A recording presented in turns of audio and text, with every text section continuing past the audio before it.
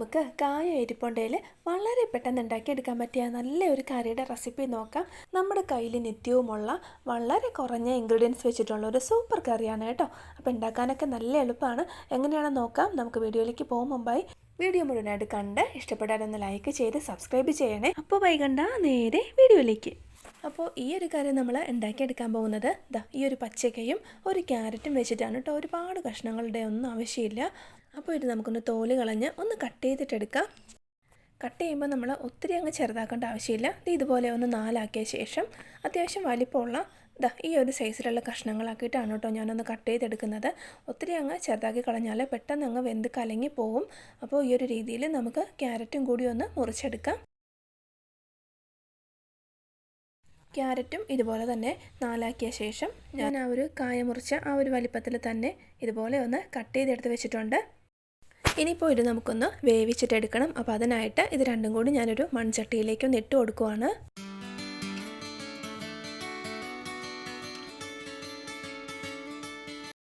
ഇനി ഇതിലേക്കൊരു 1/2 ടീസ്പൂൺ അളവിൽ മഞ്ഞൾപ്പൊടി ചേർത്ത് കൊടുക്കാം. ഇനിയൊരു 1/2 ടീസ്പൂൺ അളവിൽ മുളക് പൊടി ചേർത്ത് കൊടുക്കാം. അപ്പോൾ ഞാനിവിടെ സാധാരണ മുളക് പൊടിയാണ് കേട്ടോ ചേർത്ത് കൊടുക്കുന്നത്. കൂടെ തന്നെ ഒരു 2 പച്ചമുളക് കൂടി ഒന്ന് ഒടിച്ചിട്ട് കൊടുക്കാം. ഇനി ഒരു 1 ടീസ്പൂൺ അളവിൽ ഉപ്പ് ചേർത്ത് കൊടുക്കാം. കൂടെ തന്നെ ഇത് നന്നായിട്ടൊന്ന് വെന്ത് കിട്ടാൻ ആവശ്യമായിട്ടുള്ള വെള്ളവും കൂടി ഒഴിച്ചു കൊടുക്കാം. ഒരുപാട് വെള്ളമൊന്നും വേണ്ട. ഞാനൊരു 1 ഗ്ലാസ് അളവിൽ വെള്ളമാണ് ഒഴിച്ചു കൊടുത്തിട്ടുള്ളത്. കായയും ക്യാരറ്റും ഒന്ന് മുങ്ങിക്കിടക്കാൻ പാകത്തിനുള്ള വെള്ളം അത്രയും മതി. എന്നിട്ടെല്ലാം കൂടി നന്നായിട്ടൊന്ന് ഇളക്കി കൊടുക്കുക. ഇത് ഇനി നമുക്ക് സ്റ്റൗ ഓൺ ചെയ്ത് വെച്ച് കൊടുത്ത് ഒന്ന് തിളപ്പിച്ച് വേവിച്ചെടുക്കാം. കായും ക്യാരറ്റും നന്നായിട്ട് തിളച്ചിട്ടുണ്ട്. ഇത് നമുക്ക് അടച്ചു വെച്ച് വേവിച്ചെടുക്കാം. അപ്പോൾ ഇത് വെന്ത് വരുന്ന ടൈം കൊണ്ട് നമുക്ക് ഇതിലേക്ക് വേണ്ടുന്ന തേങ്ങയുടെ കൂട്ടൊന്ന് റെഡിയാക്കി എടുക്കാം. അപ്പോൾ അതിനായിട്ട് മിക്സിയുടെ ചെറിയ ജാറിലേക്ക് ഒരു 1/2 കപ്പ് അളവിൽ തേങ്ങ ഇട്ട് കൊടുക്കാം. കൂടെ തന്നെ ഒരു 3-4 ചെറിയ ഉള്ളിയും കൂടി ഇട്ട് കൊടുക്കാം. 2-3 വെളുത്തുള്ളിയും കൂടി. ഇനി ഒരു 1/4 ടീസ്പൂൺ അളവിൽ നല്ല ജീരകം ചേർത്ത് കൊടുക്കണം. കൂടി ഒരു 3/4 ടീസ്പൂൺ അളവിൽ കുരുമുളക് പൊടിച്ചതും കൂടി. ഇനി ഒരു 1/4 കപ്പ് വെള്ളവും കൂടി ഒഴിച്ച് ഇത് നമുക്കൊന്ന് അരച്ചെടുക്കാം. ഒത്തിരി അങ്ങ് അരച്ച് കളയേണ്ട. ചെറിയൊരു തരിതരിപ്പോടുകൂടി നന്നായിട്ട് അരച്ച് മാറ്റി വയ്ക്കാം. ഈ ഒരു സമയം കൊണ്ട് തന്നെ കായയും ക്യാരറ്റും കൂടി അത്യാവശ്യം നന്നായിട്ടൊന്ന് വെന്ത് കിട്ടിയിട്ടുണ്ട്. ഒരു 3/4 ഭാഗത്തോളം വേവായിട്ടുണ്ട്. ഉടഞ്ഞൊന്നും പോയിട്ടില്ല. അപ്പോൾ ഈ ഒരു സമയത്ത് നമുക്കിതിലേക്ക് നമ്മൾ റെഡിയാക്കി വെച്ചിരുന്ന തേങ്ങയുടെ കൂട്ടങ്ങ് ഇട്ട് കൊടുക്കാം. പിന്നെ ഈ ഒരു വീഡിയോ കാണുന്നതിനിടയിൽ നിങ്ങൾക്ക് ഇഷ്ടപ്പെട്ടാലോ ഒന്ന് ലൈക്ക് ചെയ്യാനും അതുപോലെ നമ്മുടെ ചാനൽ ആരെങ്കിലും സബ്സ്ക്രൈബ് ചെയ്യാതെയാണ് കാണുന്നതെങ്കിൽ ഒന്ന് സബ്സ്ക്രൈബ് ചെയ്ത് സപ്പോർട്ട് ചെയ്യാൻ മടിക്കല്ലേ. അതുപോലെ സബ്സ്ക്രൈബ് ബട്ടൻ്റെ അടുത്തുള്ള ആ ഒരു കുഞ്ഞ് ബെല്ലൈക്കൺ കൂടി ഒന്ന് എനേബിൾ ചെയ്തിടാൻ മറക്കല്ലേ. അപ്പോൾ തേങ്ങ അരക്കുമ്പോൾ ഒന്ന് ശ്രദ്ധിച്ചേക്കണം കേട്ടോ. നന്നായിട്ട് അങ്ങ് അരച്ച് കളയാതെ ഇതുപോലെ ചെറിയ തരിതരിപ്പോടുകൂടി തന്നെ അരച്ചെടുക്കുക. എന്നാലേ നമ്മളുടെ കറിക്ക് നല്ല ടേസ്റ്റ് ഉണ്ടാവുള്ളൂ. ഇനി ഇതെല്ലാം കൂടി നന്നായിട്ടൊന്ന് ഇളക്കി യോജിപ്പിച്ച് കൊടുക്കാം. അപ്പോൾ ഞാൻ ഹൈ ഫ്ലെയിമിലാണ് തീ വെച്ചിരിക്കുന്നത്. എല്ലാം കൂടി നന്നായിട്ടൊന്ന് തിളച്ച് വരട്ടെ.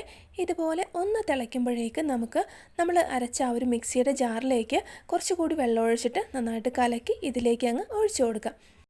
ഇപ്പം ഞാനൊരു 1/2 കപ്പിൽ താഴെ വെള്ളം ഒഴിച്ച് കൊടുത്തിട്ടുണ്ട് കേട്ടോ. വീണ്ടും നന്നായിട്ടൊന്ന് തിളച്ച് വരട്ടെ. അപ്പോൾ നമ്മൾ ഉപ്പ് പാകമാണോ ഒന്ന് തൊട്ട് നോക്കണം. ഞാൻ നോക്കിയപ്പോൾ ചെറിയൊരു ഉപ്പിൻ്റെ കുറവുണ്ട്. അപ്പോൾ ഞാൻ എൻ്റെ ആവശ്യത്തിനുള്ളത് ഇട്ട് കൊടുത്തിട്ടുണ്ട്. നന്നായിട്ടൊന്ന് തിളച്ച് ഒന്ന് കുറുകി വരട്ടെ. ഇത് തിളയ്ക്കും തോറും നല്ലപോലെ കുറുകി വന്നുകൊണ്ടേയിരിക്കും.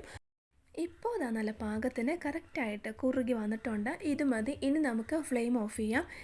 എന്നിട്ട് ഇത് സ്റ്റൗവിൽ നിന്നൊന്ന് മാറ്റിയും കൂടി വെക്കണം. എന്താണെന്ന് വെച്ചാൽ ഇതിലിങ്ങനെ ഇരുന്ന് കഴിഞ്ഞാൽ വീണ്ടും തിളച്ച് നന്നായിട്ട് കുറുകി പോകും.